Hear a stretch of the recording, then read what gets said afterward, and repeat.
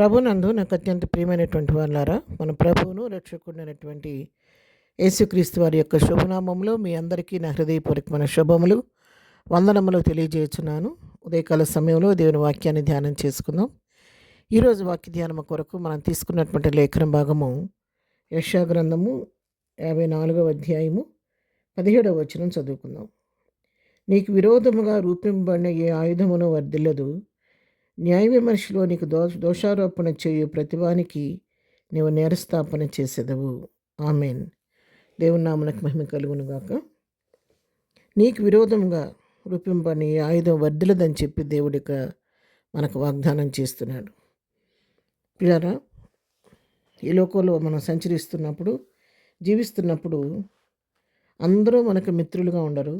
కొందరు శత్రువులు కూడా మనకు ఉంటారు. అందరూ మనల్ని ప్రేమించేవారు ఉండరు, ద్వేషించేవారు కూడా ఉంటారు. అందరూ మనం అభిమానించేవారే ఉండరు, విమర్శించేవారు కూడా ఉంటారు.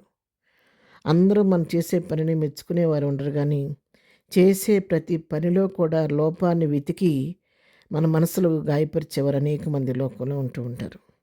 ఎన్నో వ్యతిరేకతల మధ్య ఈ లోకంలో మన జీవిత యాత్ర మనం కొనసాగిస్తూ ఉంటాము.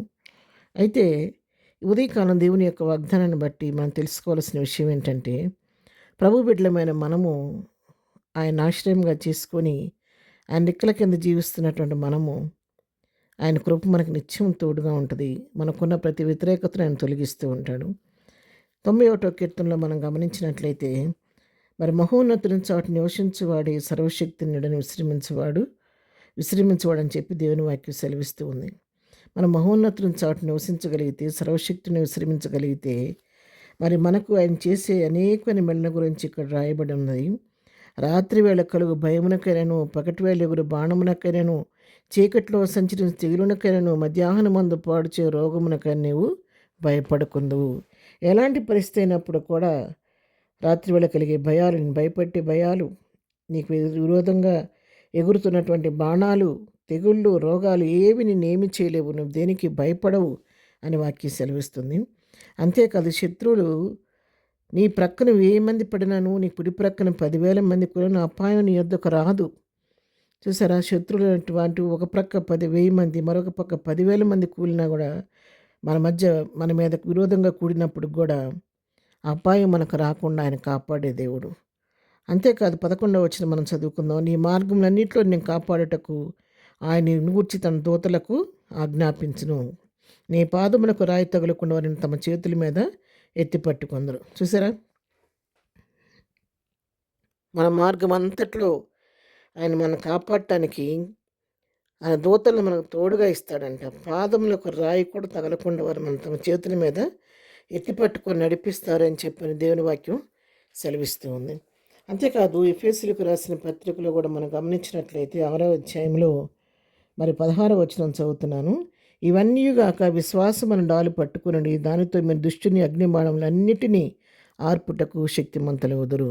దేవుని మనం నమ్ముకున్న మనము విశ్వాసమైన డాలు మనం పట్టుకొని ప్రభు వైపు చూస్తూ ప్రభు మీద విశ్వాసం ఆగిపోతూ ఉంటే, ఎన్ని రకాలుగా దుష్టుడు ఎన్ని అగ్నిబాణాలు మన మీద వేసినప్పటికీ దాన్ని ఆర్పేటకు శక్తిని మనకు అనుగ్రహిస్తాడు. దేవుడే మన పక్షంగా ఉండి మనకు విరోధంగా రూపింపబడుతున్న ప్రతి ఆయుధాన్ని ఆయన విడిచివేసి ఏది మనకు విరోధంగా వర్ధిల్లకుండా ఆయన మనకు కాపాడుతూ ఉంటాడు. ఉదయకాలం వాక్యం వింటున్నటువంటి నాతో మీతో ప్రభు మాట్లాడుతున్నాడు. మన జీవితాల్లో, మన సరౌండింగ్స్లో ఏ వ్యతిరేకత మనకు ఉందో, ఏ దుష్టుడి భయంతో మనం మరి వాక్యం వింటున్నటువంటి మీరు భయపడుతున్నారో, ఏ శత్రువులు నేను భయపెడుతున్నారో, ఏ శత్రువులు మరి నీకు విరోధంగా ఏ ఆయుధాలు సంధిస్తున్నారని నువ్వు కలవరపడుతున్నావో, రాత్రి సమయాన్ని నిద్ర లేకుండా బాధపడుతున్నావేమో, ఒకవేళ ఉదయకాలం ప్రభు నీకు ఇస్తున్న వాగ్దానం, నీకు విరోధంగా రూపింపబడిన ఏ ఆయుధం వర్ధిల్లదు. నువ్వు భయపడుతున్నట్టుగా ఎవరేమి నీకు విరోధంగా ఏ ఆయుధాలు సంధించినప్పటికీ, దుష్టుడు అగ్నిబాణం నీకు వేసినప్పుడు కూడా ఏది నీకు హాని చేయకుండా, ఏది నీకు విరోధంగా వర్ధిల్లకుండా కాపాడి సంరక్షించే దేవుడు నీకున్నాడు. కాబట్టి ప్రభుని బట్టి ధైర్యం తెచ్చుకొని విశ్వాసం బలముగా ముందుకు సాగిపోదాం. ప్రార్థన. ప్రేమ కలిగిన తండ్రి, పరిశుద్ధాని పాదంలో కొందనాలు. ఉదయకాలం మాకు ఇచ్చిన వాక్య భాగాన్ని బట్టి నీకు కొందనాలు. అవును ప్రభా, ఈ లోకంలో జీవిస్తున్న ఎన్నో రకాల వ్యతిరేకతలు, అనేక రకాల దుష్టులు, శత్రువులు, అనేక రకాలటువంటి మరి మా మీద దాడులు జరుగుతూ ఉన్నప్పుడు తండ్రి, శత్రువు అనేక రీతులుగా భయపెడుతున్నప్పుడు, అనేక రకాల ఆయుధాలు మాకు విరోధంగా వాళ్ళు రూపిస్తున్నప్పుడు, నీవే మాకు అండ, కొండ, ఆశ్రయదుర్గంగా ఉండి, మా పక్షంగా ఉండి మమ్మల్ని నడిపిస్తున్న దూతను తోడుగా ఇచ్చి ఎత్తిపెట్టి నడిపిస్తున్నందుకు నీకు వందనాలు నాయన. మాకు విరోధం రూపింపబడుతున్న ప్రతి ఆయుధాన్ని మీరు విరిచివేస్తున్నందుకు నీకు వందనాలు. ఈ దినము కూడా మేము చేయి పని పట్ల రాకపోకలో క్షేమం దయచేయండి. ఈ దినం బర్త్డే మ్యారేజ్ చేసుకున్న దీవించి ఆశీర్వదించి ప్రతి వారికి కావాల్సిన క్షేమము ఆయురారోగ్యాలు దయచేయమని యేసునామములో ప్రార్థించడి పొందుకొని ఉన్నాము తండ్రి. ఆమెన్.